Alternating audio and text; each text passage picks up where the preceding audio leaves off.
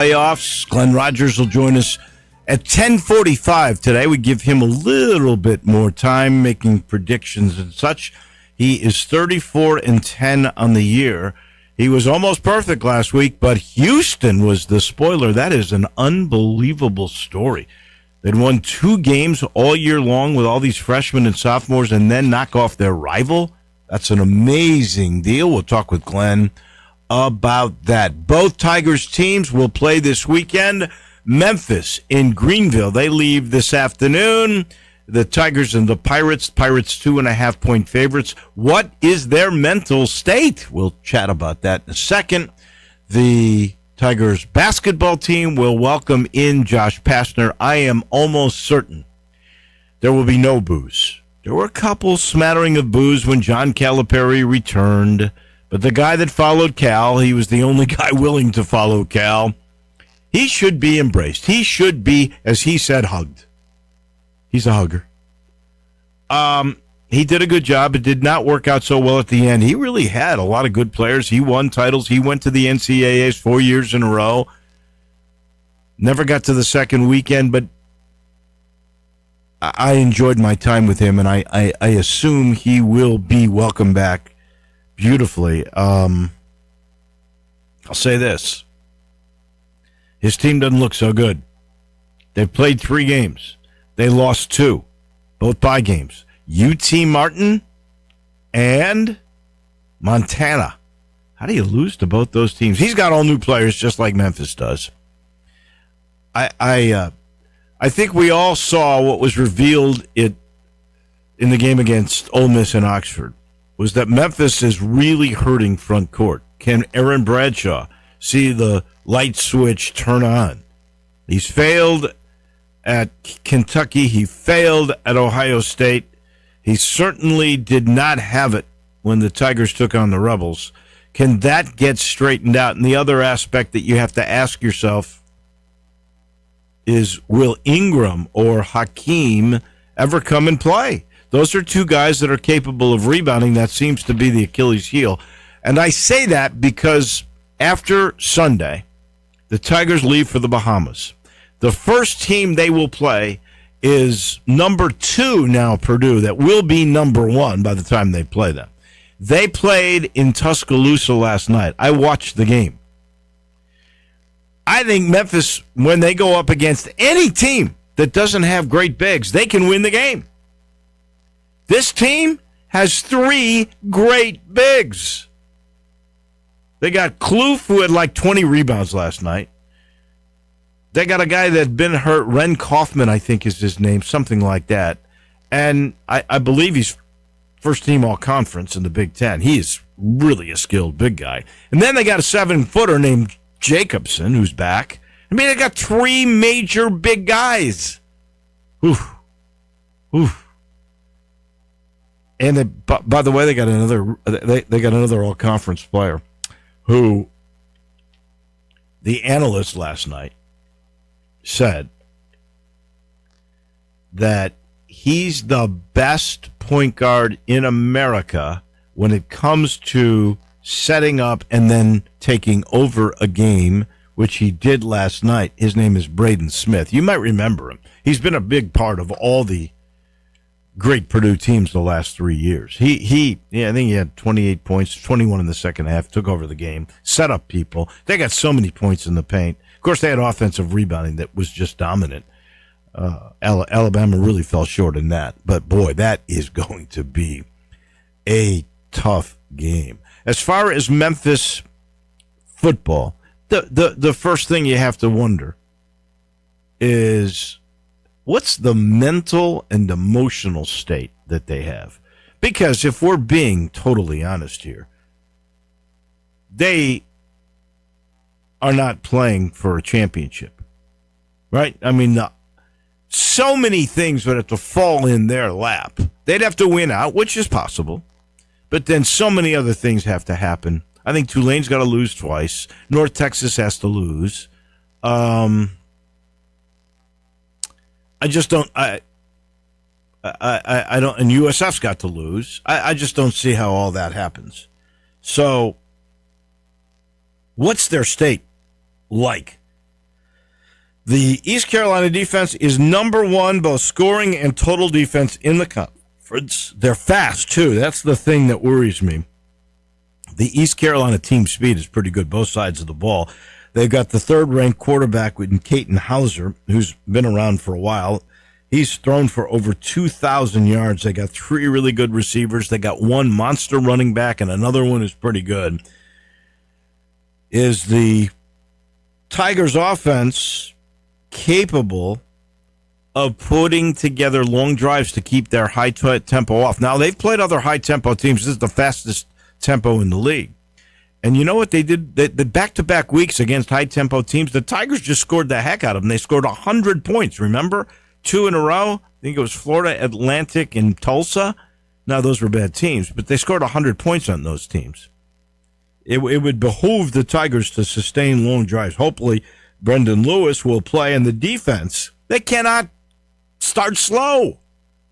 They have to come to play right off the bat. That line 2.5, which I'm a little surprised is that close. But should be interesting. And by the way, the crowd's going to be terrific at Dowdy-Ficklen Stadium. And I don't know if they'll get 50,000. It's senior day. It's going to be one heck of a good football game. I really, truly look forward to that. All right, a few things, quick notes. Baseball yesterday. Aaron Judge won the American League MVP, 3rd time in 4 years. He's only the 14th player with 3 or more. Of course, he's got a brother in this that won the National League. To that in a second. He narrowly beat Cal Raleigh. So the guy did hit 333 this year with 53 home runs. 333 won him the batting championship. That's the best average ever. And 53 home runs is the most the batting champion in a league has ever had. And I got to tell you, Cal Raleigh, his meteoric rise, the Mariners get into the playoffs. They play so well. This is the best switch-hitting home run hitter ever. It was a very close race. Judge got it. Landon Schmidt, I ask you a really hard question. I think I would have leaned toward Cal Raleigh just because Judge has already won it twice, and the Mariners were such a great story, and he's the greatest switch hitter now, power-wise, in the history of the game. I mean, only Mickey Mantle had done that before. I would have voted Cal Raleigh. How would you have gone? I would have done the exact same because this is a catcher as well. You don't read about or see catchers doing what Cal Raleigh did, and you don't earn a nickname like the nickname he got without hitting as many home runs as he did. And it's not just and I know postseason doesn't factor into the voting for the MVP race, but to continue his success from regular season into the postseason was still incredible as well. So I would have gone that way too. Shohei Ohtani wins for the 4th time in 5 years. By the way, every time he's done that, it's been unanimous. In other words, all 30 votes from the baseball writers, all 30, I guess one in each city, voted for Ohtani every single time. I felt bad for Kyle Schwarber. I'll be honest with you, I would have voted Ohtani. How about you? Yeah, I would go with Ohtani as well. Even though I love Schwarbs, and I'm still sick that the Cubs just gave him away. I agree, but I have not seen baseball played the way that Shohei plays it in a long time. He is definitely the greatest of our generation right now. But it's because he goes both ways. I mean, yes, he does. Here's another thing. There's only one other guy who's been an MVP in both leagues. Because remember, the first of those 4 out of 5, maybe the first 2, actually, were in an Angels uniform. So he and Frank Robinson, the former great Baltimore Oriole, are the only 2 guys that ever won it in both leagues. And he's the only guy that's ever, other than Babe, and Babe really wasn't going both ways. Babe started as a pitcher, became a hitter. This guy hit 55 home runs while pitching. Remember, he couldn't pitch to begin with because he had the Tommy John surgery 2 years ago. Mm-hmm. Comes back in the middle of the year, 14 starts, 2.87 ERA, 62 strikeouts in 47 innings. And by the way, he won a second World Series in a row with the Dodgers. Yeah. I mean, there's no doubt this guy is the MVP. And if you're putting him up with Judge, you got to take Shohei for the total MVP. I would, especially since I think Raleigh should have won it in the American League. And by the way, so both those guys are repeat champions. That's the first time ever that the American League MVP and the National League MVP both won it 2 years in a row. And that we're talking about a lot of history with Major League Baseball. Other quick notes, very fast. Drake May and the New England Patriots win again. That starts off Week 12 in the National Football League. Patriots beat the Jets. Okay, you knew they were going to win that game. 27-14, although they had to kind of come back. That's their 8th win in a row, 9-2 at this point, the best team, the only team with that record in the league. And remember, before they hired Mike Vrabel, last year they only had 4 wins. They've more than doubled that already, with more to come. Coaching matters, and this quarterback's growing up. Last night, 25-34, 281 yards, a touchdown, not a pick. Most people now pegging him as the early MVP choice. I think it's way too early, but you do have to consider him. Agree? Yeah, it definitely is early, but we're starting to get to that, the kind of crunch time in the season where you need to start thinking about that, and we're about to get past the midway point of the season where you're facing opponents again and really see what teams are made of. So I'm not mad at Drake May being a favorite right now. Still, yes, a little bit too early, but if they keep on what they're doing, I wouldn't be shocked if he remains in that number 1 spot. I'm with you there. And then one last thing before we make our picks. NHRA legend John Force, who has always been a force in the NHRA circuit. He is the funny car giant. 157 wins, by far the most in the history of drag racing in the funny car division. 16 national titles. He, at 76 years of age, retired officially yesterday. It is unfortunate, 17 months ago, I think it was that long ago, he had this terrible crash in Michigan. There was a traumatic brain injury of which he has recovered. He also broke his sternum. At 76 with that kind of thing, even though he's done so much rehab and everything else, he is not going to drive anymore. He says, however, he will still oversee Force Racing.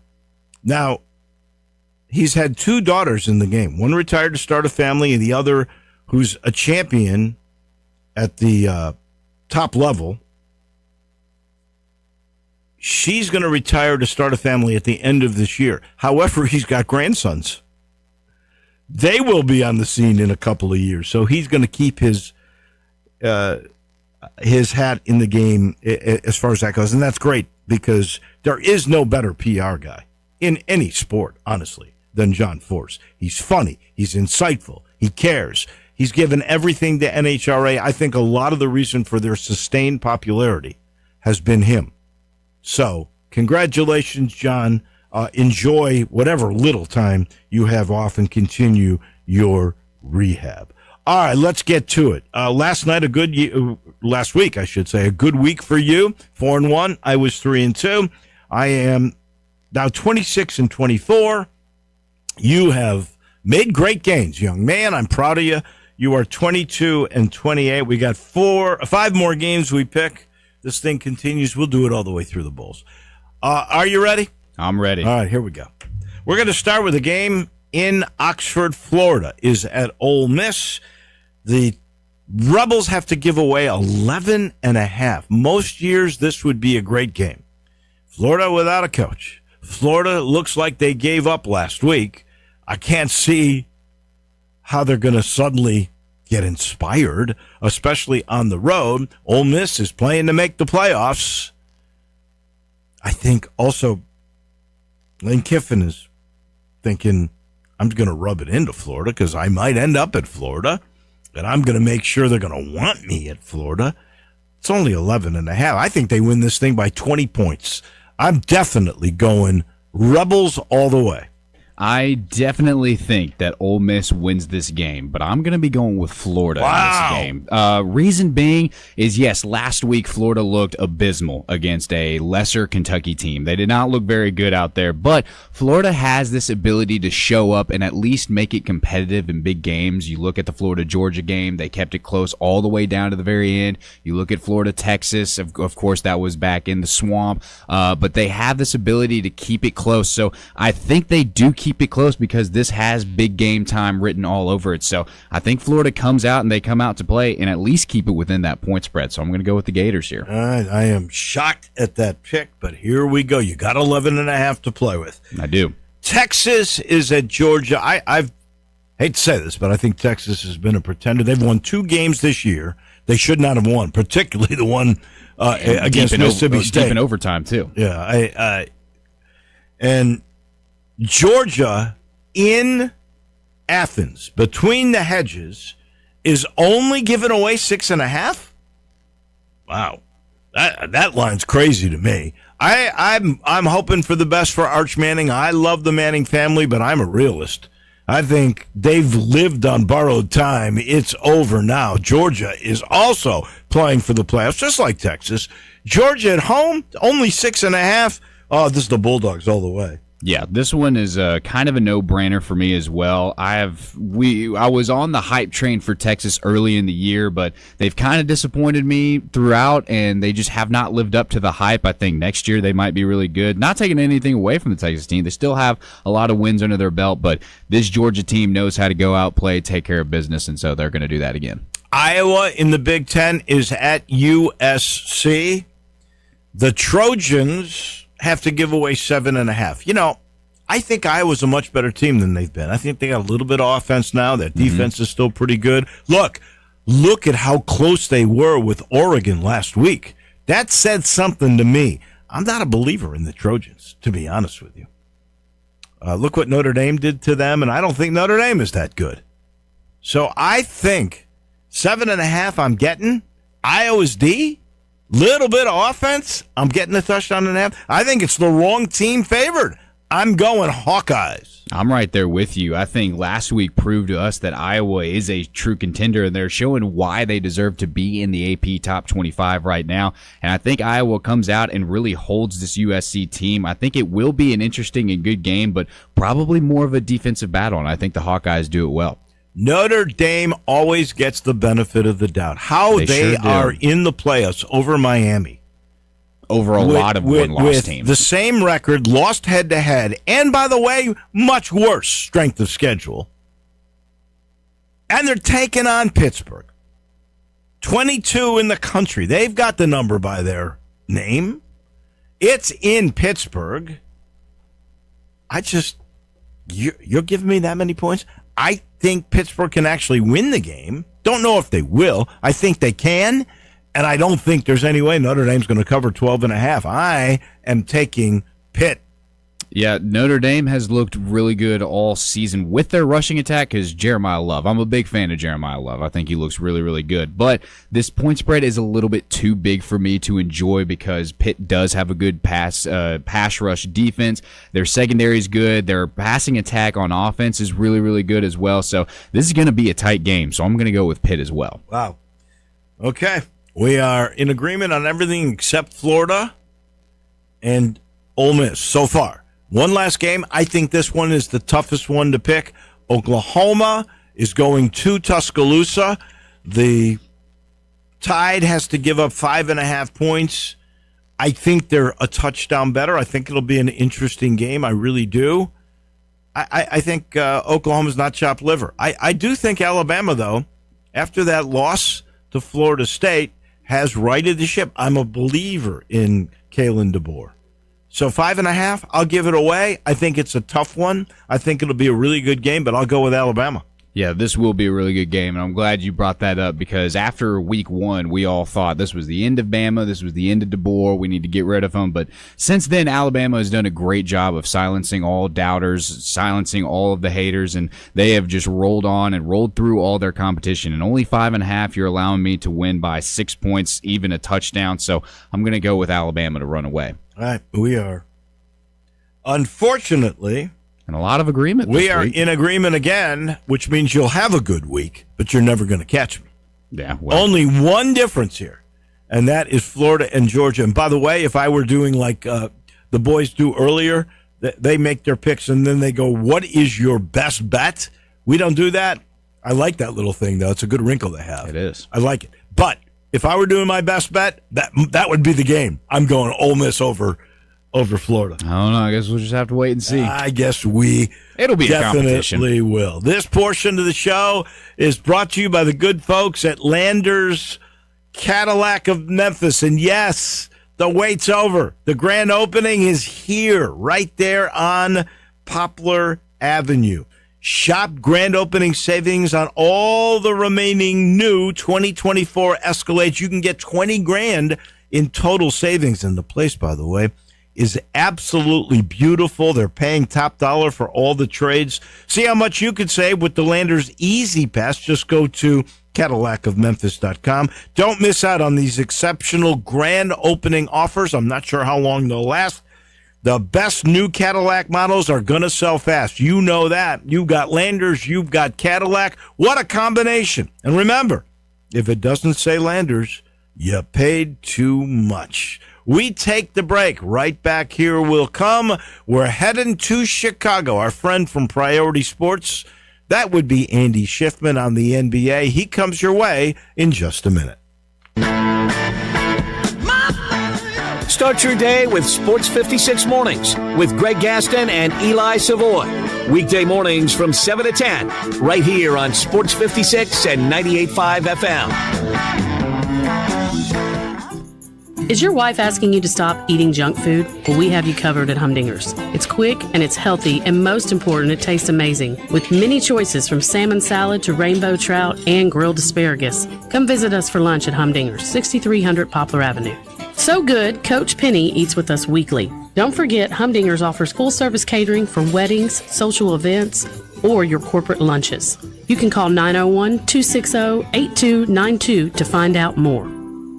Tito's Handmade Vodka is America's favorite vodka for a reason. From the first legal distillery in Texas, Tito's is 6 times distilled till it's just right and naturally gluten-free, making it a high-quality spirit that mixes with just about everything. From the smoothest martinis to the best Bloody Marys, beyond the bottle, Tito's has gained a reputation for giving back, teaming up with nonprofits around the world to serve its communities and do good for dogs. Make your next cocktail with Tito's and learn more at Tito'sVodka.com. 40% alcohol by volume, namely 80 proof, crafted to be savored responsibly.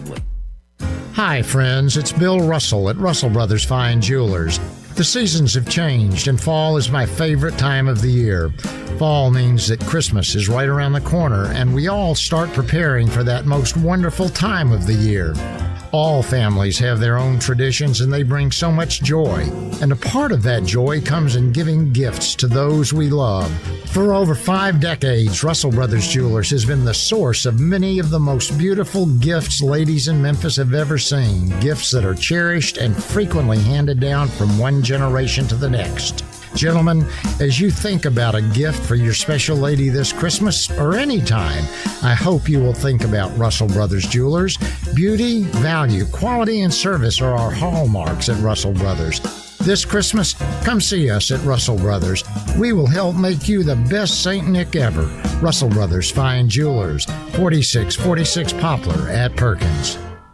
Hey, Mid-South, I got him on the line. Rockin' Ronnie. Hey, I hear it's the Hyundai Getaway Sales Event at Gossett Hyundai South Mount Moriah. Ronnie, what's up over there? Randy, take your pick. A 2026 Hyundai Sonata, or a 2026 Hyundai Tucson, $288.46 a month. And that's your choice, 2026 Hyundai Sonata or Hyundai Tucson. Only $288.46 a month. What else you got? A 2026 Hyundai Palisade SEL, $395.01 a month, plus no payments for 90 days available. Plus, every Gossett Hyundai comes with America's best 10-year, 100,000-mile powertrain limited warranty and the Hyundai Assurance. As for me, Rockin' Ronnie at Gossett Hyundai South, 2660 Mount Moriah, or shop online at HyundaiMountMoriah.com. Don't you dare miss the Hyundai Getaway Sales Event at Gossett Hyundai South Mount Moriah. Sonata TA 527,625, MSRP 29,135, Tucson GX 647,870, MSRP 31,480, Palisade TU 156,888, MSRP 45,580, includes all rebates and incentives, PF 895, excludes tax on license, see dealer for complete details, offer valid through the end of the month, approved credit dealer stock only, must finance through HMA.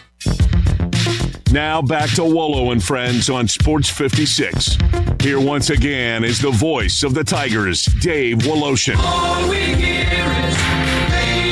We're about to move our studio to Chicago. That would be the Family Leisure Studio, and I urge you to get to Family Leisure, I-40 and Whitten Road, and take advantage of the hot tub and swim spa clearance, where hot tubs start at just under $2,500. In-stock patios, furniture, 50% off. Special financing is available. You mentioned this ad, you get a free gift. If you decide to purchase a hot tub, it's a good gift, too.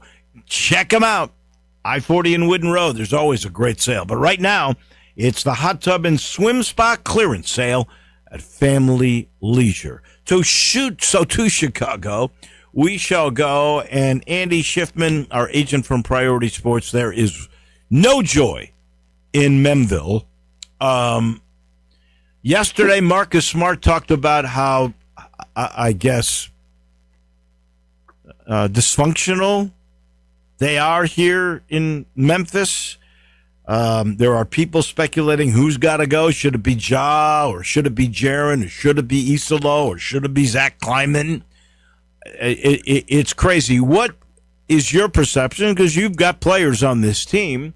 What is your perception of what the heck is wrong in Memphis? Good morning. Morning, Dave. Well, look, I think it starts with the ongoing tension between Isolo and Ja. I don't think there's really any other thing to point to. Now, obviously, part of it, too, is they don't have some key pieces right now, and that's going to affect winning. You've seen that around the league, right? So I'm not saying that's the end-all, be-all answer, but when you have a superstar like Ja, who does not see eye to eye with your head coach, and when you have a head coach that's not willing to bend and cater to the superstar, that never leads to success in the history of this league. Eventually, it's going to come to a head. We talked about it last week. What does that look like? It's not for me to say. But you just mentioned, right, the possibility of some trades. They're going to have to do something before the February trade deadline. Something is going to have to happen. I don't think getting rid of Kleiman is at all the answer, nor should they. Besides being a good friend of mine, I think he's done a phenomenal job constructing this roster. And we don't necessarily know what goes on internally in the Grizzlies organization that lead to some of the personnel changes. But I don't see him taking the blame for this, really doing anything wrong. Obviously, as the leader of the organization, when things aren't going right, he is going to accept fault for that, let's say, but I don't think there's anything he did specifically that has led to this. Well, he hired Isolo, and he put Taylor Jenkins in a bad spot last year by firing his assistants. I think there is some culpability on your buddy. I really do.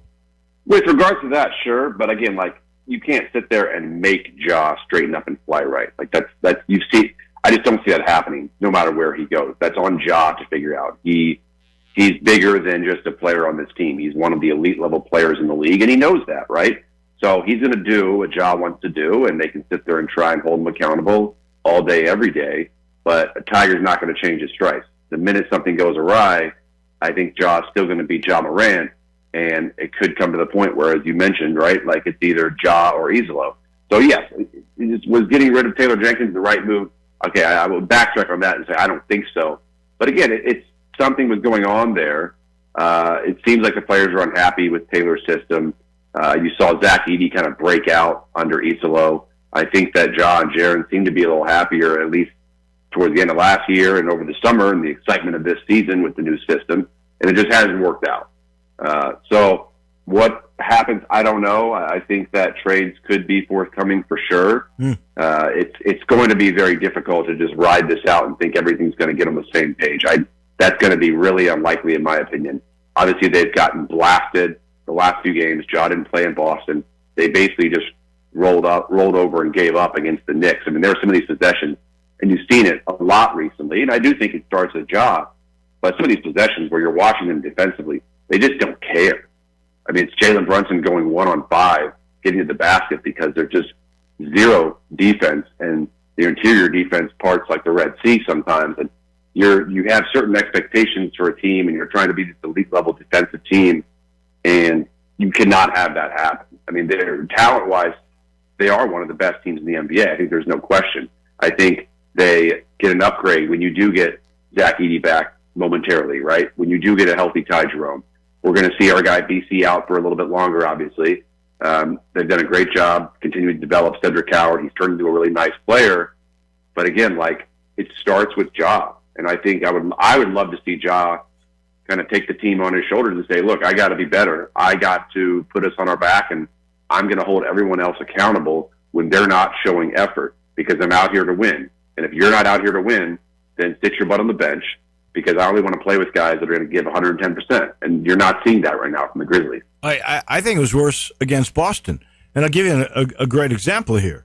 Boston is the 29th worst rebounding team in the league. They out-rebounded Memphis. This had nothing to do with Ja, because Ja wasn't in the game. 68 to 53, and then they gave up 131 points.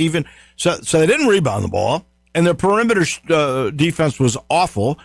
131 points on 50% shooting and 41% on threes. They made 21. They had a 21-10 advantage on that. And even Isolo said afterwards, you can't blame Ja for this. He said the team didn't try. So this wasn't Ja. And you're talking about trades. Are you talking Ja? Are you talking Jaren? What are you talking? Well, I think they have to explore the market. There's a lot of players being talked about in the trade market right now, and Zach in the front office, they have to see what value they can get if it is Ja. I don't necessarily know, okay, we'll trade Ja, that's going to fix the problem, right? Who is coveted on the Grizzlies roster? What can you get back? I mean, there's talk about injury-prone Anthony Davis being moved. There's talk about Trae Young being moved. I don't think those guys are the answer for the Grizzlies. I mean, obviously you wouldn't bring in Trae Young and have him play alongside Ja. I think that would not work. I just think with Trae Young, right, like I could see him being moved. I think it's years too late, quite honestly, because he's never proven you can win with Trae Young as leading your team. Right. He just has the owner in his back pocket there, and they're very tight with that. And they've gone through multiple coaches and multiple GMs in Atlanta since Trae was drafted there. They've never won. And Anthony Davis, obviously, he's a great player, but I don't necessarily see him changing the franchise if he comes to Memphis, just given the age and the injury history. And there's talk about some Sacramento. Do they blow it up? Do they move a Zach LaVine, even a Sabonis? I'd love to see a Sabonis in Memphis if you're a Grizzlies fan. But who would you have to give up to get Sabonis? I'd love it too. I love the kid, but who would you have to give up? I can see if you're Sacramento, I could see definitely trying to get Jaren Jackson out of that. I'm sure they would try and love to go get Ja too. Would you trade Sabonis for Jackson if you're Memphis? Would you trade Jaren for Sabonis? Yeah, that's what I mean. If you're Memphis, are you trading Triple J for Sabonis? Well, here's the reason. I wouldn't rule it out. Sabonis is a phenomenal player. So is Jaren. But I think Sabonis has another part of his game that you don't see with Jaren that I actually do think fits the way the Grizzlies play exceptionally well with his passing. You can put him at the elbow. He can turn it face up, hit cutters, kick it out to shooters. He's a monster inside. Different player, for sure. Jaren's more perimeter-oriented at times. Sabonis can also stretch the floor here and there. I just love his energy. I love his rebounding. I think you get an upgrade in rebounding. I think you for sure get an upgrade in big man passing, which is very valuable. You see that in Denver with Jokic, obviously, in the NBA. Just a thought. I'm not saying they're going to do that. But if you're the Grizzlies, I don't think the answer lies in maybe trading some peripheral pieces that really aren't going to bring back a lot of value. So to your point, who is it? I don't know. But I do think if something's going to happen, if you're a Grizzlies fan, you have to be faced with the reality that they could be moving Ja. They could be moving Jaren. I don't see both of those guys, but I think one of those guys could be moved. because that's going to yield the biggest return to try and turn this thing around. And I think if you're Zach, do you potentially get the input of Ja if you do have some trades on the table to try and make this team better? Potentially, assuming it's not Ja that's outgoing. But I think if you're Kleiman, right, nothing is off the table at this point in time. I think you cannot send the message that, hey, we're just going to fold. You have to send the message, we're trying to do everything we can to turn this thing around. You have to explore everything. There have been times in the past in this Grizzlies roster, and you know it, where certain players have been untouchable, specifically Triple J, and when they had Desmond for a while, and Ja. I don't think that's in play right now. I think everything is fair game. Do you think, and sometimes things just get blown out of proportion because they're not playing well, do you think Marcus Smart was right in his comments? I don't think he was wrong, if that's an answer. He's been on abysmal organization. You know what I mean? Like, the guy was with the Wizards for so long. Like, he's been in ups and downs in the league. He knows what it takes to win a championship. Being with Boston, he saw that locker room chemistry. He went to the Wizards to see that locker room chemistry, you know, and here he is in Memphis. And he was with the Grizzlies when things were great, and now he's with the Grizzlies, and obviously, like, you know, was with the Grizzlies when they were struggling. So I think for a guy like that, just being around the league and just seeing different locker rooms, you know, obviously, like, you know, being now with the Lakers, right? Like, I think he's seen every side of it, and he's been with a lot of different players. And so I think there has to be some sort of value given to his comments. And it's always easy to kind of make those comments when you're not there in the locker room anymore, for sure. But I think there's some validity to it. Well, and he has played for the two best brands of the league, the Lakers and the Celtics. All right, let me move to something more positive. What a start for the defending champion Oak City. They are now 12-1. They've got stars. They've got role players. They are well coached. I said before the season began, I thought they could repeat without a doubt. I'm wondering, do you agree with that? And do you think this could be the beginning of the next NBA dynasty? Well, I'm hesitant to say it's the beginning of the next NBA dynasty just because as the years progress, the roster is going to get more and more expensive, right? Right. And with the rules in the NBA, with these aprons that really restrict what you can do in terms of roster construction, roster volatility, movement, etc., they really have to hang their hat on the core that they have. Now, that's not to take anything away from the core that they do have because it's a phenomenal core. Chet Holmgren is playing out of his mind this year. Obviously, SGA is going to be an MVP candidate when it's all said and done. And they obviously have done a phenomenal job drafting and developing talent. Jalen Williams, Luguentz Dort, A.J. Mitchell, who I absolutely love. I recruited him. He's a second-round pick. He could be in the running for most improved player this year. He was an unknown out of college, and he's averaging, 15, 16, 17 a game now. I think that they've done a phenomenal job mining this young talent to kind of be there waiting in the wings as some of these maybe other players on their roster, part of their core, do get more and more expensive. You know, what happens with Hartenstein there in the future, I don't know. But again, like, they do have Chet locked up. They did draft Thomas Sorber out of Georgetown, who's missing the full season with an injury, but they drafted him as a contingency plan for Isaiah Hartenstein becoming too expensive. So I do think that if they keep this core together, they could absolutely win for many years, but it's not going to be easy. Obviously, health is always at the forefront, but you've got the Spurs breathing down their backs, led by Wemby. And they've kind of followed the blueprint of OKC, right, through the draft. Obviously, getting Wemby is a, luck of the generation right there, right? You've got the Nuggets, who are proving they are still an elite-level team. I mean, what Jokic is doing every single night. Oh, my gosh. Everyone kind of just forgets about Jokic, and you want to talk about the exciting flashes. Like, the guy is an MVP candidate every single year. He's averaging a triple-double again.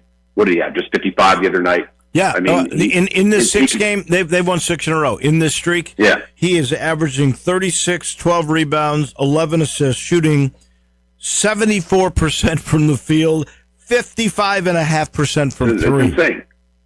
it's insane. Everyone wants to talk about the Thunder and obviously the Spurs and some of these other up-and-coming teams around the league and what they've done, but you can never count out the Nuggets. They're 9-2.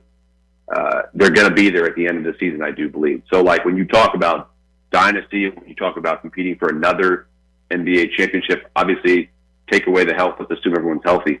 I could absolutely see the Nuggets being there, potentially competing for a finals berth over the Thunder. I could see them. I think they're that good. Wow. So, all right. Last thing. I've never heard of a home court disadvantage, but that is what the Maverick players were saying until they fired Nico Harrison. Have you ever heard of that? And why do you think it took so long for Nico, who pulled the trigger on that Luka deal that everybody in Dallas hated? Why do you think it took so long for ownership to finally jettison him? Well, it's a good question. And have I ever heard of home court disadvantage? No, I can safely say I have not across any sport. It's a shame, right? Why it took so long, I do think that they really wanted to bide their time and give him a little bit of a rope after getting Cooper Flag. Had they not landed the number one pick, which, keep in mind, the general manager has no bearing on whatsoever, just the luck of the ping pong balls, right? Exactly. But had they not gotten the number one pick, let's say they ended up with 6, 7, or 8, I could have seen it happen a little bit sooner, for sure, but is there a really competitive advantage, let's say, to firing him after the draft when, you know, the one thing you don't want to go into free agency without is a coach, right? That's always tricky when you're trying to kind of build your roster based on a vision and you don't have a coach to execute that vision. You don't even know what that vision is. So I think that's part of it. Adding Cooper, they wanted to have everything in place. Excuse me, not a coach, but a GM, let's say.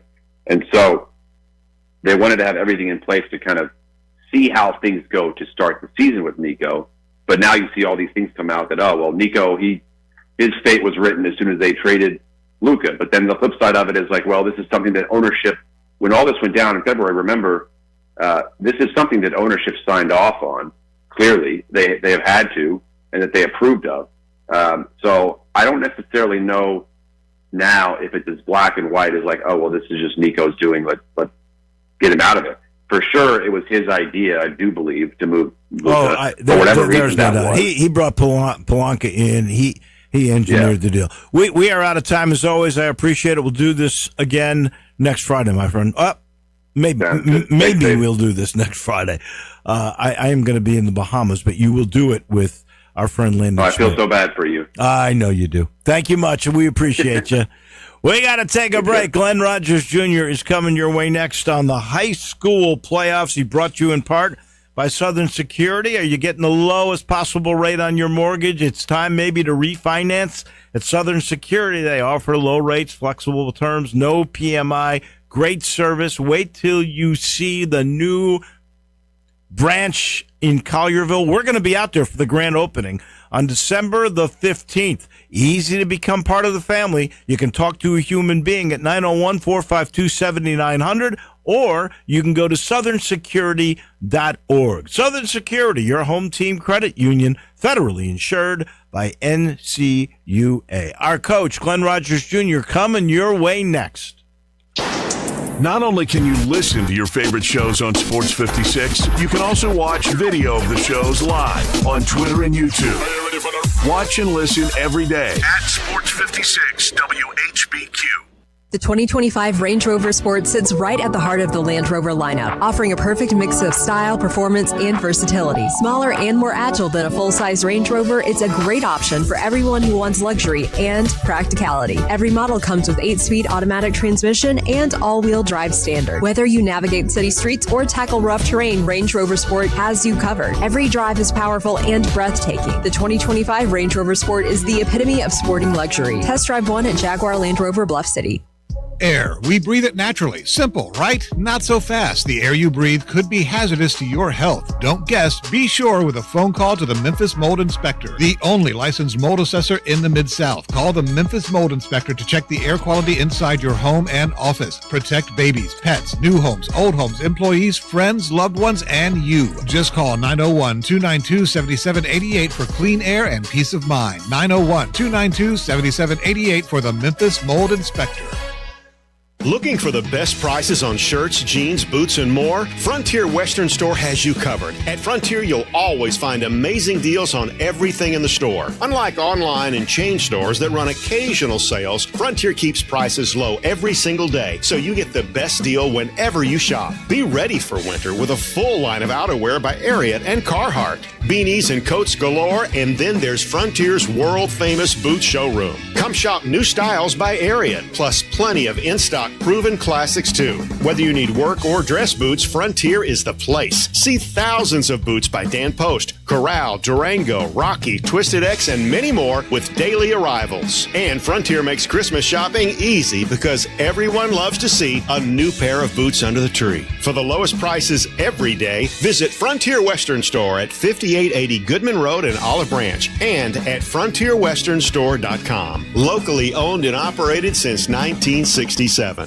If you love sports and Mexican food, you can get the best of both at Los Cabos Mexican Bar and Grill on Summer near Graham. Watch all the big games on all the big TVs on all the walls at Los Cabos and enjoy premium tequila shots anytime for just $5.50. Celebrate every day with lunch specials from 10 to 3 and happy hour from 3 to 8. Lunch is just $6.75 to $10.99 and margaritas start at $3.99. Experience real Mexican cuisine along with great sports at Los Cabos on Summer near Graham.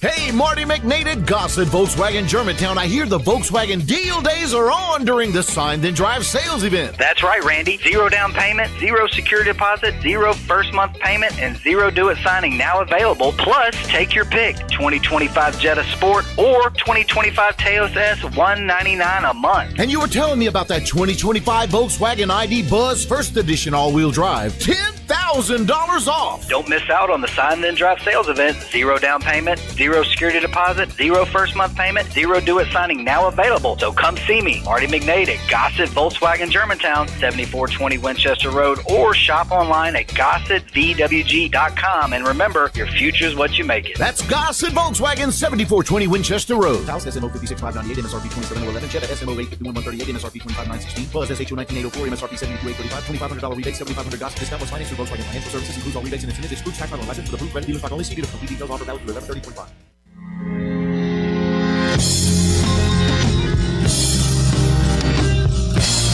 Now back to Wolo and Friends on Sports 56.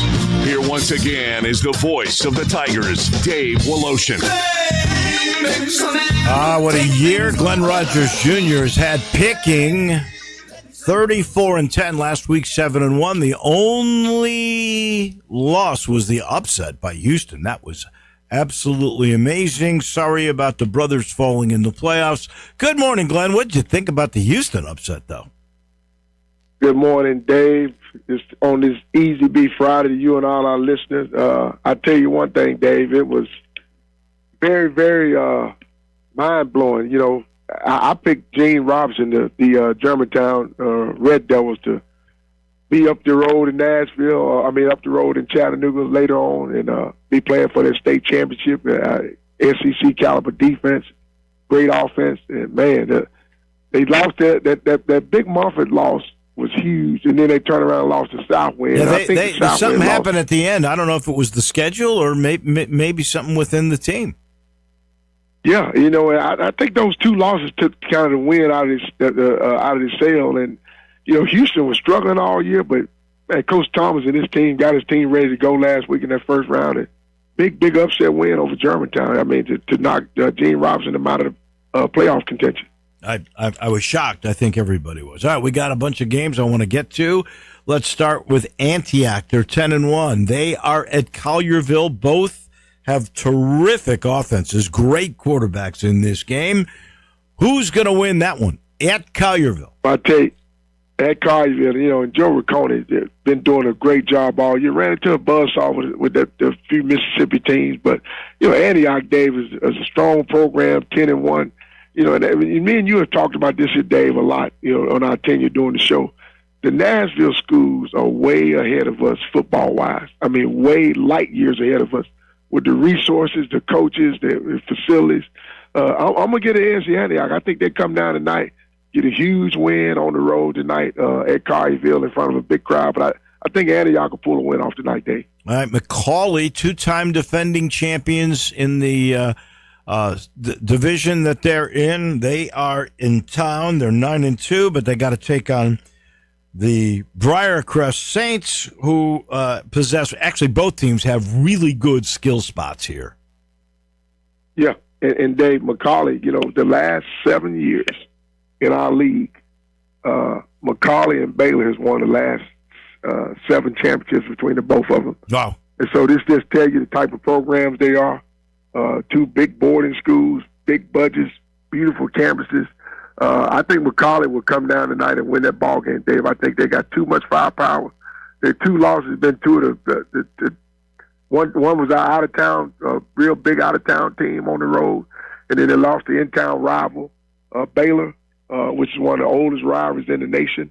I think they come down.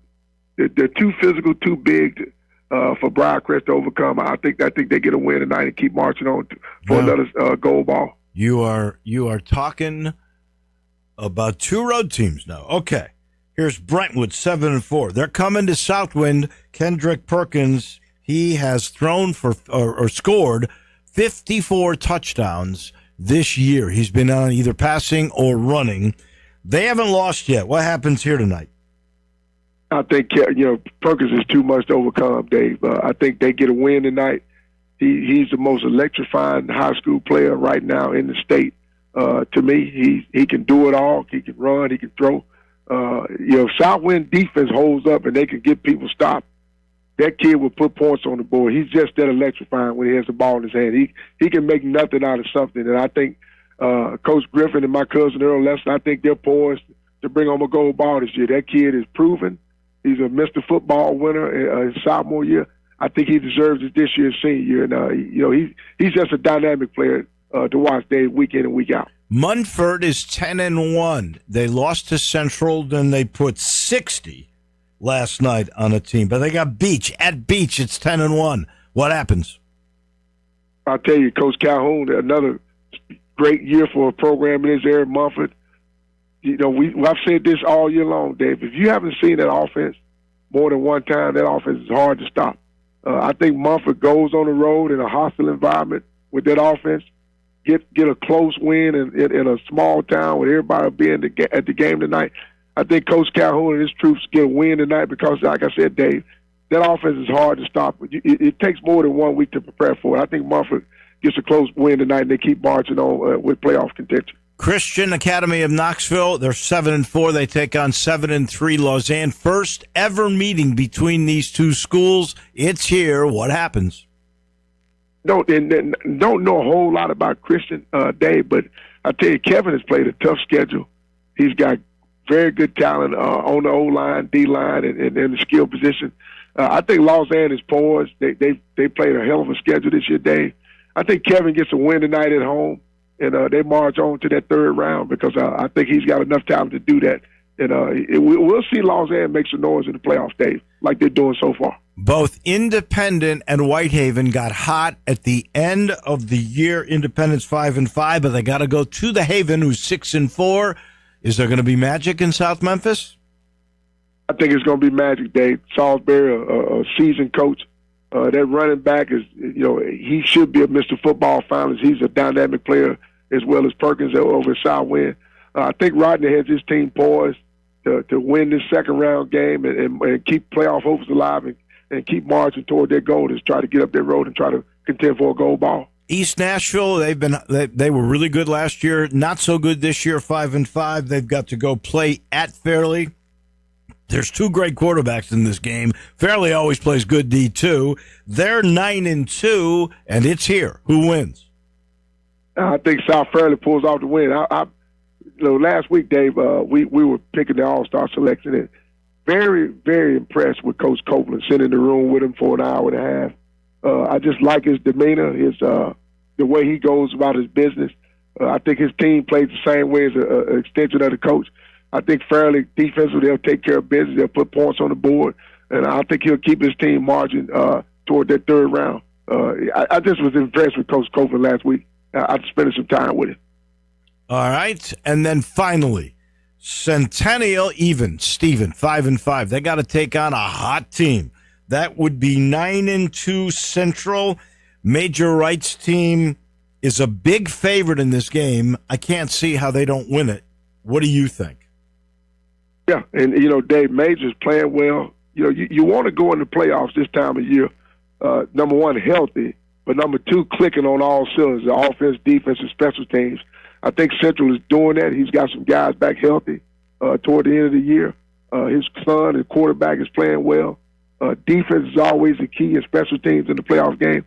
I think Central gets a win tonight against Centennial and major margins to that third round in hopes to continue to go up the road and play for that gold ball. All right, last thing. We're not counting you on this one, but it's the Tigers having to go to East Carolina. The Tigers lost a tough one last week. Defense gave up 35 points in the first half. They've got to go to a hostile East Carolina where they could have a sellout. We're talking about almost 50,000. They're still playing for the championship. What do you think happens in this game?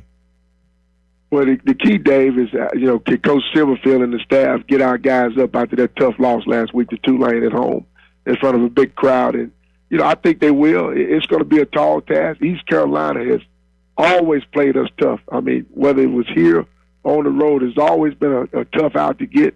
I just hope that Coach Silverfield and the defense and offensive staff got these guys ready to play. You got to get up off the mat. You've been pinned last week. Now you got to get up off the mat and take on another heavyweight opponent inside the conference.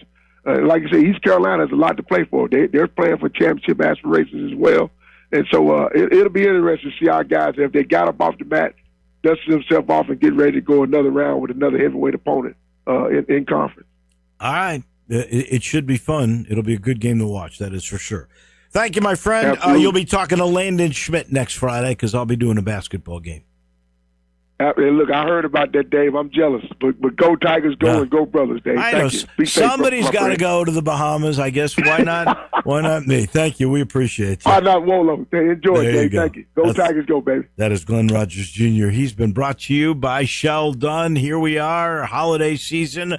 Everyone's mind is shifting into eating, buying, and receiving gifts, hunting, or buying houses? Yeah, Sheldon Rosengarten has sold homes on the day before Thanksgiving, on Christmas Eve, even on New Year's Day. The real estate market does not shut down for the holidays, and with the inventory being lower, interest rates being stable, it might be your time to sell. Now, if you wait till spring, the azaleas bloom, but so do the real estate signs. So, if you're thinking of selling a home or buying one, remember what people have said for years. When you want the job done, you call Shell Dunn. He says talk to 2 or 3 real estate agents. Just make sure he's one of them, and then he'll tell you about that strategic marketing program that makes the difference in when you sell and what you sell it for. There's a couple of ways to get a hold of them, 483-0546, or online. It's simple, memphisrelocate.com. That's 483-0546 or memphisrelocate.com. That does it for us. Johnny Radio's right around the corner. We'll talk to you on Monday.